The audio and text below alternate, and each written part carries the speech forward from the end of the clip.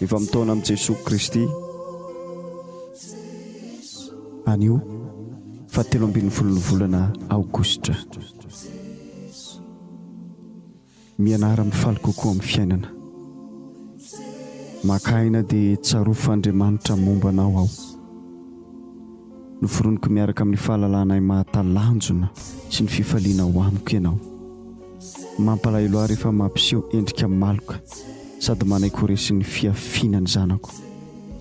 Raha mamakivaky amin'ny fahafinaretana ny tontolo andronao, toy ny zazakely anankiray ianao, amin'ny fankafizana amin'ny fahasoavana tsirairay, dia manambara ny fahatokisanao aho, ilay mpiandry anao izay eo mandrakariva. Araka ny alehiben'ny fifatoanao amiko eo anilanao no alehiben'ny fifalianao noho ny fiainana.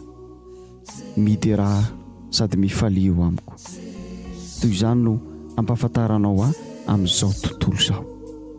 Matitoko voalohany 7:20. Indro itoedy zaza ny virjinika ho terada, ary ny anarany itsonany zaza dia Imanoela, izany hoe miaraka amintsika Andriamanitra. Jaona 10:20 ka hatramin'ny 11:1. Ny mpangalatra dia tsy tonga raha tsy hangalatra sy hamoana ary handringana. Izao kosa ny tonga dia ny havelonaina ny ondry ary havelonaina azy tsy misy fetra. Izao ny mpiandry tsara no manolotra ny ainy amin'izay ny ondry. Amen.